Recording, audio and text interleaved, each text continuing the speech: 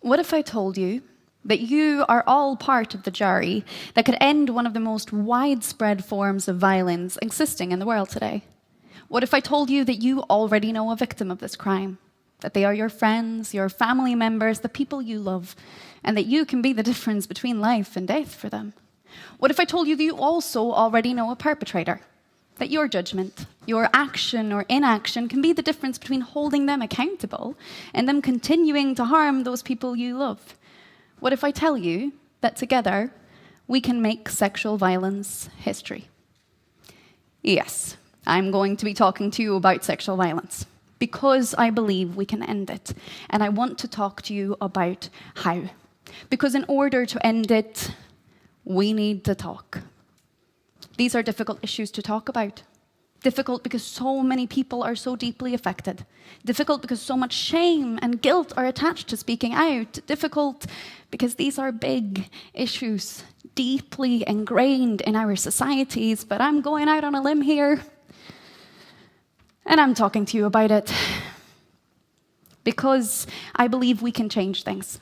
But I'm going to need your help to do that. So who am I to be talking to you about this, to be standing on this stage, taking up your time? I am someone who comfortably believed that rape was something that happened to other people, until it happened to me.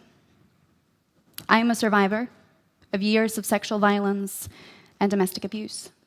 I'm an artist, an activist, an ambassador, part of a movement that spans generations and continents and centuries, a movement to change our laws and our societies, to create and continue a conversation about sexual consent, and ultimately to end sexual violence for good.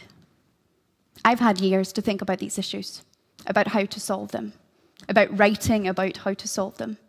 But this might be new to some of you. So I want you to know what it is we are fighting for, because it's going to be a big fight and a long fight.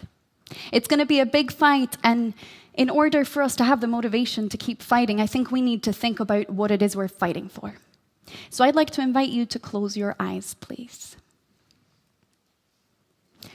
I want you to imagine a place where all people of all genders feel free and safe when walking home alone at 3 a.m., where we are all able to look up at the stars and smell the morning dew and listen to the sound of the city waking up and revel in the joy of that.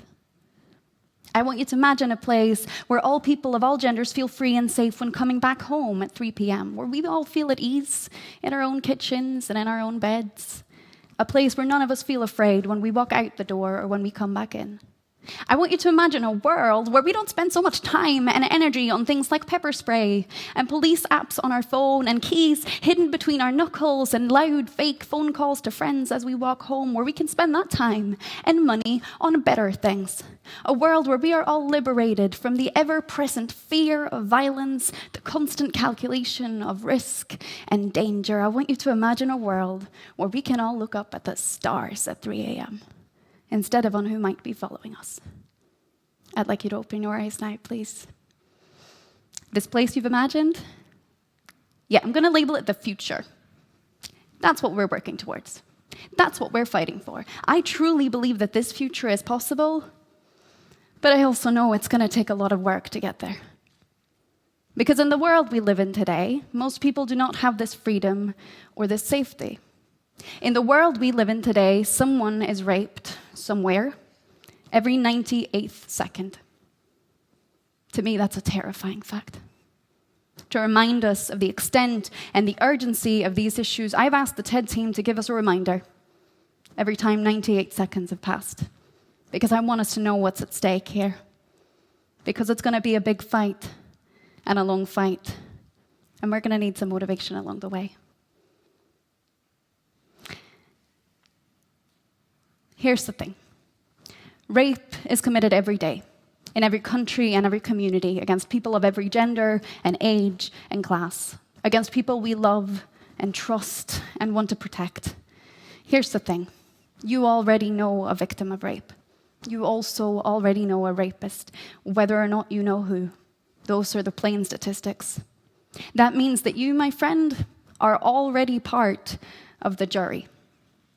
This is a poem from my new book, We Need to Talk. It's called The Jury. Before there is a police report, if there is a police report. Before there is a trial, if there is a trial.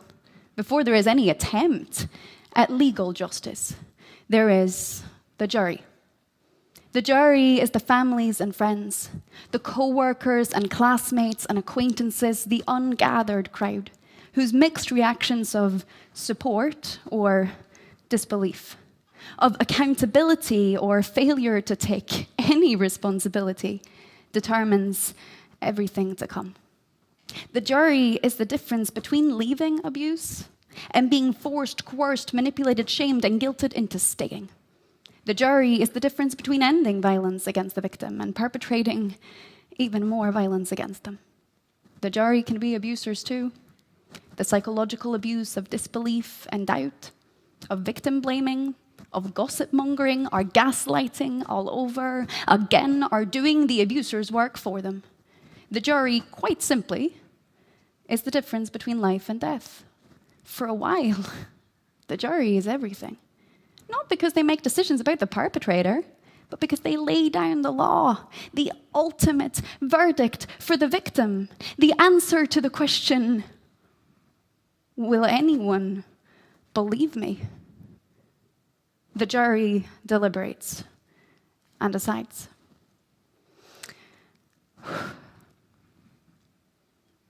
To all my fellow victims and survivors listening, watching, I want to say this. I see you. I believe you. You are not to blame. You are not alone. I am with you. We are with you and we will stand with you, fight alongside you every step of the way. To all of you, when I say that you know a victim, what do I mean by that? Statistically speaking, no matter how large or small your friend group, no matter how big your extended family, you are related to a victim of rape. You are friends with a victim. Someone you know and love has been raped or abused, whether they've told you about it or not. And I want to make this clear. They are under no obligation to tell you about it. When I say that you already know a perpetrator, a rapist, what do I mean by that? I mean, what exactly am I accusing you of here? I'm sorry to be the one to tell you this, but rapists don't come with name tags stating their violent crimes. Being a rapist is not a character trait or identity marker written on someone's forehead. Rape is a crime, a choice, committed by a perpetrator in a particular context against a particular victim. A rapist can have raped one person and been nothing but consensual with another. An abuser can have abused one partner and been nothing but kind to another. This does not excuse their crimes. This does not invalidate their victims' testimonies, and this means that you already know a rapist, whether or not you know who. I want to make this perfectly clear. Rape is not a natural phenomenon. It's not an accident. It's not incidental. It's not unavoidable. It's a man-made problem. And it can be ended by us. It can be ended by us. Since you already know a victim, and you already know a perpetrator, whether or not you know who, your way of speaking about or staying silent about sexual violence strongly affects at least two people in your life. You can choose to believe a victim and to support them. You can choose to hold a perpetrator accountable, to not excuse their crimes.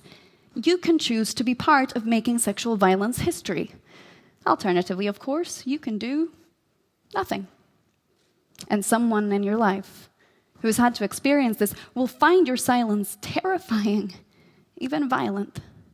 And someone in your life who has committed this will continue to believe that they can get away with violent crimes because they will be able to, but only as long as people like us do nothing. Because we are all part of the jury here. One of the most terrifying statistics I know is that today, only 6 in every 1,000 rapists end up in jail. That means 9,994 go free.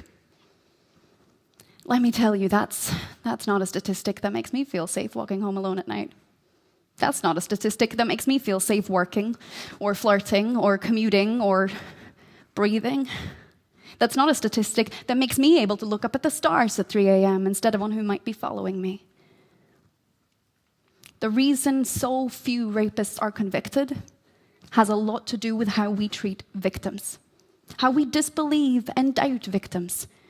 By we, I mean us, collectively. I mean our societies, our media, our police forces, our criminal justice systems.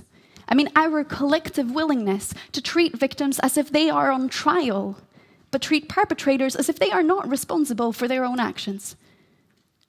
What's propping up this willingness to disbelieve victims but excuse perpetrators is this idea that it's likely that victims would falsely report, that they would report something that didn't happen or exaggerate what did. I want to make this very clear. Not only is this blatantly, factually untrue, because no other violent crime is as unlikely to be falsely reported as rape. So not only is this blatantly, violently untrue, it is also the reason so few victims report in the first place. It is also the reason so few victims even tell the people closest to them for years after they've been raped, because they're afraid that it won't matter anyway, that we won't take them seriously, that we won't believe them. And you know what? Far too often they are right. Our collective willingness to doubt victims, to excuse rapists, has a death count. Because doing nothing is not enough. We need to start doing something. We need to start doing something. So what do? We need to start talking. We need to talk. To burst the bubble of shame and guilt and silent complicity. We need to start listening. We need to start taking victims' stories seriously, making it our job to support them instead of interrogate them. And we need to start asking some very uncomfortable questions. Questions like, why would you say that rape joke is funny? Questions like, what do you mean that woman only reported her ex-partner for abuse for the money, or the attention, or the fame? Questions like, why have we made it almost impossible to report a rape and even harder to convict a rapist? Questions like, why do our police forces and our criminal justice systems interrogate victims so much and perpetrators so little? Questions like, why? And how do we change it? I'm going to need your help with this, because we need to start doing. We need to start lobbying for institutional and legal changes to create consent laws rather than rape laws, making clear that anything less than a yes is a no.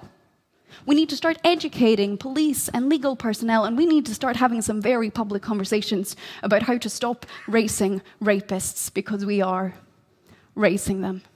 Generations of them, armies of them, and it needs to stop. Because this problem will not go away on its own. Because in the time since I started speaking to you, 10 people have been raped. In the time it's going to take you to go to the bathroom and grab a cup of coffee, another 10 will be. And another 10. And another 10, and another 10, and another 10, and this constant flow of violence will not end until we end it. Until we end it. We are each in a unique position to do this for the people we love and care about. You can choose to support or not to support, to believe or not to believe, to lobby or not to lobby, to listen to not to listen, to speak or not to speak, to act or not to act. Your choice can be the difference between life and death for someone you love. Your choice can be the beginning of a world where sexual violence is history. In my lifetime, I want us all to be able to walk home alone at 3 a.m. and look at the stars. In my lifetime, I want us all to be able to come home at 3 p.m. and feel safe and respected. In my lifetime, I want all of our bodies and our boundaries to be unbroken and unbreachable. In my lifetime, I want us all to live lives free from violence and full of support. It is possible.